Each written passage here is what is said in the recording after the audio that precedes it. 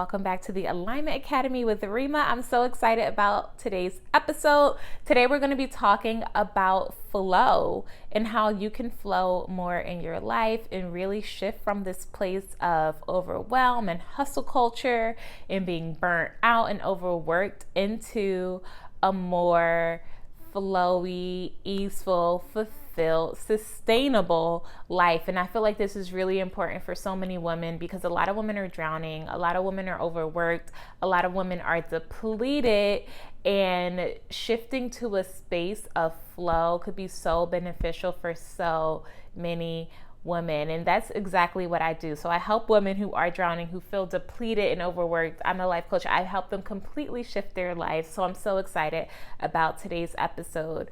But let's dive right into it. And even before we get into it, I think it's really important to talk about success and what success means for you, not for anyone else, not for what your parents want, not for what someone told you when you were 5 years old, not for what society wants for you, but what does success mean for you? Like literally pull out your pen, your paper, your journal, and journal, like breathe into yourself, really like come to the most core version that you can and journal about what does success mean to me, not from a place of conditioning, but from a place of your true core self. Because for some people, for some women, this is going to mean being a CEO or being an entrepreneur. And for some women, it's also going to mean being a stay-at-home mom or just living the nomad life and traveling the world. For some women like me, that's going to mean like a combination of all of those things. And success really can look like anything and everything in between. And once you're moving from a place of your true self and what you really want, you can create a life that feels aligned and fulfilling to you and not living through success on someone else's term. And I think that's really important as you shift into flow, because that comes from being the most authentic, true version of you versus living on someone else's term. And I think even when it comes to hustle culture and being overwhelmed and depleted, a lot of women who are drowning and feel like that, they're not living on according to their own terms. They're not living like the life that they truly want to live. They're living through the lens of you have to work hard. Like all of these things that were imprinted on them as a child or a student or in college or whatever, like you have to work hard. You have to only get straight A's. You have to put your career first above everyone else, above your family, above your social life, above your well-being. You have to do this, you have to do that. And then they're doing all of these things that they were taught and now they're burnt out. But the things that they were taught were never what they wanted to do in the first place, like what their true self wanted to do in the first place. So that's why I think it's a really good grounding tactic to just get clear on what your definition of success is. For me, one of the first things coming to mind is freedom. So that means being free in every single way of life, personal freedom, emotional freedom, financial freedom, freedom to do whatever the hell you want. So if you want to work, you can absolutely work. But if you want to play all day, you can absolutely play all day. So freedom. And there's a few other ones for me. But let's jump into some of the tips for how to increase flow in your life. So the first thing I put down is allow support from absolutely everyone. A lot of women have difficulty receiving, and this is something I see in my everyday life. This is something I see with a lot of women I know, but there is a block around receiving, and it's this mentality of the Miss Independent Woman. I have to be independent. I could do it all myself. And a lot of women, and I feel like the old version of me even believe this as well, they feel like they're the only people that can do it right. It's like, if I don't do it, it's not done right and no one else can do it, which is really interesting when you think about it, because that's like saying no one else is capable. That's like saying I'm the only person that's capable of folding the clothes right, or I'm the only person that's capable of writing this brief or doing this deck correctly, or I'm the only person. Like, that's really crazy. Like, you're the only person in the entire world that's capable of doing this thing correctly. No, I think what's at the core of that is really this feeling of control and feeling like you have to be in control just to feel safe and secure, but that's not true. We live in a world where we're not in control of a lot of things, and like you can't control your heart beating. Like, your heart just beats. We don't have to tell our heart to beat every however many seconds, or we don't have to tell our blood to pump. Like, there's so many things that we can't control. There's more things that we can't control than we can control. And I think when you can lean into a place of releasing control, it can be really, really powerful, because it allows other people to step up and to support you. So the number one step is to allow support from everyone. So in work culture, this could look like delegating, and truly delegating, and not micromanaging everyone, and really seeing everyone as capable, and allowing people to support you in different ways. Really journal on this as well. Like, how can more people support me in my work culture? Really, like, just know that you don't have to do this thing called life alone, and seek support from every corner that you can. So, of course, this is specific to your job and whatever you do, but just really think about all the ways that people can show up more for you in the workplace and support you. And when it comes to your family, do the same thing. Like, make this a practice.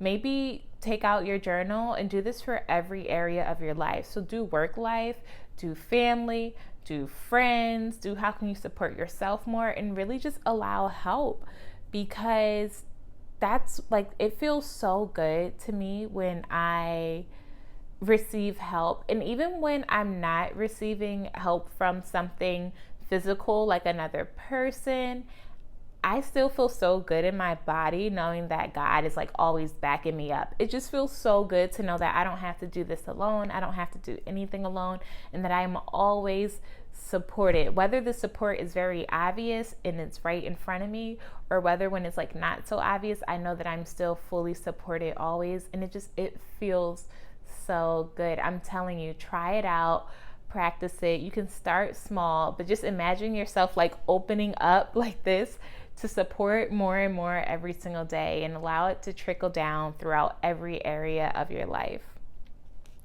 Yes. So then for number 2, I put reconnect with your body. I feel like this is really, really important, because a lot of people are so disconnected from their bodies, especially a lot of women, in our wisdom and our superpowers and everything. Oh my, it's all held within the body. So when you're disconnected from your body, you're disconnected from, all of those things as well. And there's so many different ways. There's 1,000,001 ways that you can start reconnecting with your body, but do something that just feels really, really good to you. I tried a belly dance class maybe like a few months ago, and then I even brought, the belly dance things that I put around my waist in my house. So that's something that I absolutely love to do, that just feels really good to reconnect with my body. I also do fitness things like Pilates. I've been doing yoga on and off for years now, maybe like 8 years. But whatever it is that you have to do, reconnect with your body. Even if you are in the most busy, stressed out, crazy, chaotic day, take a few minutes. Literally, you have 60 seconds. You probably spend hours scrolling social media, or a good chunk of your life scrolling social media. So you have the time. But sit down and just like tap into your body, feel into your body, and it feels so good. So just practice this more on a daily practice, but find what works for you. Like, do you want to dance? Do you want to try this? Ooh, what did you love to do as a child? Did you do gymnastics? Maybe you could try aerial yoga, which is, it's kind of has that same vibe a little bit. But what did you love to do as a child? Maybe you could tap back into that. But reconnecting with your body is so important, because when you're disconnected from your body, you're disconnected from yourself. And then for tip number 3, I put do the inner work to release trapped emotions. This one is really, really important as well. So, trapped emotions. Emotions are meant to be processed. It's a very natural thing for humans to experience emotions. I mean, it's literally what we do all day, every day for our entire lives. You know, we go through things, good, bad, neutral, whatever it is. We process them, you know, we feel it, and then it's released from our bodies. But unfortunately, today, because of modern society, because of how we live and everything, sometimes emotions, or maybe the emotion was too big and too scary or traumatizing for you to process, and you didn't have the capacity to process it at that time. But for, you know, whatever reason it is, a lot of emotions are now getting trapped into people's bodies, and these emotions and things can also be passed down generationally as well.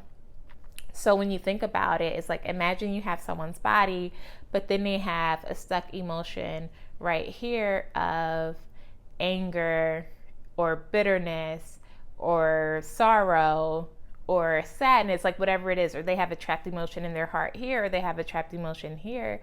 And a lot of people, and it's interesting because some of these things are, you know, they might sound a little woo-woo, but science is like, they're all coming together right now and they're all saying the same thing. But a lot of people believe that these trapped emotions even can lead to diseases and etc. within your body. So, you know, you could be a very joyful person, a very happy person, but maybe you have a trapped emotion from when you were, you know, whatever age, that's stuck in your heart right here, and it's getting in the way of you living your best life. And you have another trapped emotion here, you have another trapped emotion here. I recently read The Emotion Code. That's a book that breaks this down really great. And there's a ton of books on trapped emotions. But it's really important to address the things going on in your body, going on in your past. And there's also 1,000,001 ways to do this as well. You can go to therapy to address things that happened in your past. You can do body practices, like some of the things listed in the Emotion Code, or even there's yoga, like trauma-informed yoga as well. You can work with the expert. You can do shaking, which is really interesting and cool. But you can journal. Journaling is huge for me. It's so simple. You could do it alone. Like, all you need is literally pen and paper and write down what's coming up. You can sit with your body and feel what's coming up. So let's say if you did have anger, pain, or whatever stuck here, and you know, you feel it coming up, you can just drop it and actually just sit with it, and then it kind of starts to dissolve.